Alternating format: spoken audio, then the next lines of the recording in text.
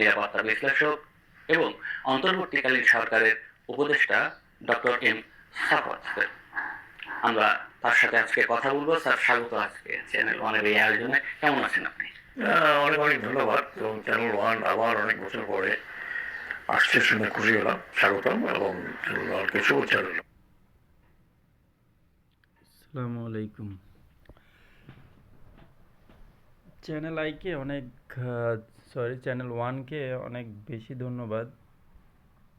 তো যেটা নিয়ে কথা বলার জন্য আসলাম সেটা হচ্ছে, যখন সাখাওয়াত হোসেন স্যারকে স্বরাষ্ট্র উপদেষ্টা থেকে মানে পরিবর্তন করে দেওয়া হয়েছে, তখনই আমরা বলছিলাম যে এটা হচ্ছে একটা পরিকল্পিতভাবে ওনাকে এখান থেকে সরায় দেওয়া হয়েছে। কেন সরাইছে? উনি নাকি আওয়ামী লীগের লোকজনের সাথে বা আওয়ামী লীগের ফেভারে কথা বলে, ঠিক আছে, বা ওনার নাকি ওরকম হচ্ছে পাওয়ার নাই, বা উনি হচ্ছে ওইভাবে পরিচালনা করতে পারে না।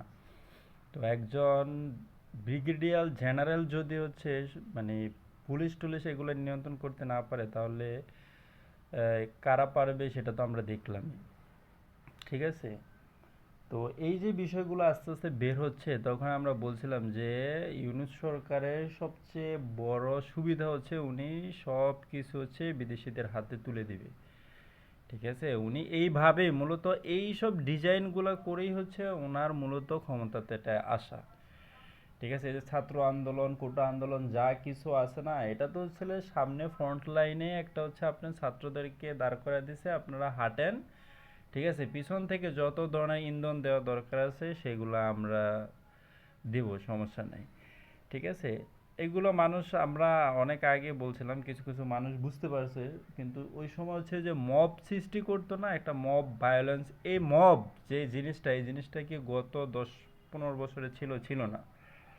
এটা কিন্তু 5ই আগস্টের পরে উৎপত্তি হয়েছে, যে মব জিনিসটা, যেটা হচ্ছে আপনি কোন একটা জিনিস কথা বলবেন, ঠিক আছে, আপনি ভুল করতেই পারেন, সেটা আইনের আওতায় না এনে আপনাকে ধরাও পাকড় করে, ঠিক আছে, তারপরে লোকজন আইসা হট্টগোল করে আপনাকে বিভিন্নভাবে হ্যারাসমেন্ট করে তারপরে হচ্ছে পিটায় টিটায়, মানে হচ্ছে যা একটা অবস্থা, মানে মানুষ তো প্রাণের ভয়ের জন্যই কিছু বলতো না, ঠিক আছে। আপনারা দেখছেন না এর আগে আরেকটা ঘটনা, এক ব্যক্তিকে হচ্ছে আপনার মেরে তারপরে গাছের সাথে ঝুলে পুড়ায় মেরে ফেলছে, ঠিক আছে।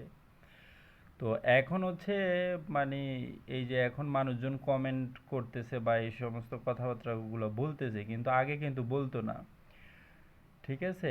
এখন মানুষ বলে রিজওয়ানা, নাহিদ, আসিফ মাহমুদ, সজীব ভুঁইয়া, হ্যাঁ, ওনাদের বিরুদ্ধে তদন্তর দাবি জানাচ্ছি, কিন্তু তখন এই কথাগুলা যদি মানে বলতো তাহলে আর কি হচ্ছে এই সমস্যাগুলো হতো না, কিন্তু এখন বলবে, অনেকে বলার চেষ্টা করছে কিন্তু বলতে পারেনি, ঠিক আছে। তারপরে এই যে আপনার আসিফ মাহমুদ, সজীব ভুঁইয়া তো একজন আছে, যাই হোক, তারপরে যে আসিফ নজরুল, ঢাকা বিশ্ববিদ্যালয়ের, উনি আইন বিভাগের শিক্ষক ছিলেন, ওনাকে আমি বিগত 10-15 বছর খুবই রেসপেক্ট সহকারে দেখতাম এবং ওনার কথাবার্তা খুব মনোযোগ দিয়ে শুনতাম, ঠিক আছে। উনি সব সময় ইন্ডিয়ার বিরুদ্ধে কথা বলতো, ইন্ডিয়ার এতজন লোক বাংলাদেশে কাজ করে, এই করে সেই করে বিভিন্ন কথাবার্তা বলতো, কিভাবে চালাইলে হচ্ছে আপনার সব কিছু সমস্যার সমাধান করা যায়, কিভাবে চালাইলে এভাবে কর্মসংস্থানের ব্যবস্থা করা যায়। কিন্তু এই স্যার যখন উপদেষ্টা হইলো, তখন আমি কখনোই কোনোদিন দেখি নাই বলতে যে ইন্ডিয়ার এতজন শ্রমিক আমাদের দেশে কাজ করতেছে এবং এত ডলার নিয়ে যাচ্ছে, ঠিক আছে, এই সংস্থাতে আমরা চিহ্নিত করছি, আমরা এখান থেকে বের করে এখন আমাদের দেশেও যারা আছে মেধাবী স্টুডেন্ট যারা আছে বা মেধাবী যাদের ওই ধরনের হচ্ছে আইটিতে যাদের প্রশিক্ষণ ভালো আছে তাদেরকে আমরা সুযোগ করার ব্যবস্থা করে দিতেছি। তখন আর ওনাকে এই ধরনের কথাগুলো আমরা বলতে দেখি নাই, ঠিক আছে। তারপরে উনি কখনো এই ধরনের হিসাবও আমরা দিতে দেখি নাই যে আমরা এই অবস্থানে চলতেছি, এই আছি, ঠিক আছে। ওই বিরোধী মানে যখন হচ্ছে আপনার আওয়ামী লীগ ক্ষমতায় ছিল তখনই বিশাল বিশাল বক্তব্য ওনার শুনছি, এরপরে আর কোনো ধরনের বক্তব্য শুনি নাই। এখন হচ্ছে আপনারা কমেন্ট করতেছেন সাখাওয়াত স্যার অনেক ভালো, ঠিক আছে, ভালো লাগতো, ভালো মনের মানুষ, উনি আসলে একজন প্রকৃত দেশপ্রেমী। ওনাকে ব্যক্তিগতভাবে আমি যতটুকু জানি উনি আসলে একজন দেশপ্রেমী মানুষ। ওনাকে যখন হচ্ছে এখান থেকে, কারণ এই যে টোটাল যে সিস্টেমটা ছিল, ঠিক আছে, টোটাল যে আপনার যেই এই যে উপদেষ্টা মণ্ডলী বলেন, তারপরে হচ্ছে আপনার এই যে অন্তর্বর্তীকালীন সরকার 3 মাসের জায়গা 6 মাস, 6 মাসের জায়গা 17 মাসের মতো কাটাইছে, এগুলো টোটাল সিস্টেমটাই ছিল ওনাদের হচ্ছে আপনার সব কিছু পাতানো। ঠিক আছে, কিভাবে কি করা যাবে, কার বিরুদ্ধে কি বললে কি হইব না হইব, এগুলো সব ওনারা গুছ করে রাখছে। ঠিক আছে, এটা এইভাবে করেন, এটা ওইভাবে করলে হবে।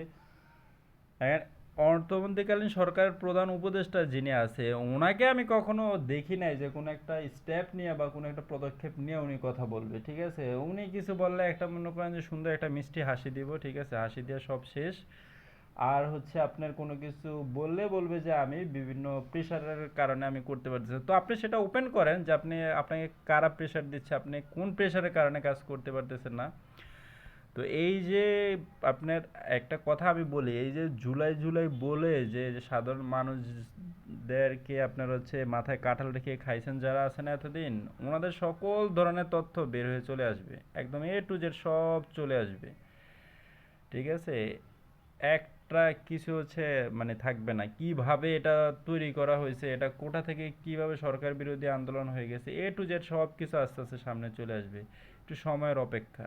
ঠিক আছে, আর উপদেষ্টা মণ্ডলীর ভিতরে স্টুডেন্ট যারা ছিলেন, যারা ছাত্র ছিলেন, তাদের যে এখন সুন্দর চেহারা, লাবণ্য, দামি দামি গাড়ি, কোথায় থেকে এগুলো আসলো এত তাড়াতাড়ি, 1 বছর না হইতে পার্টি হচ্ছে তৈরি করে ফেলছেন।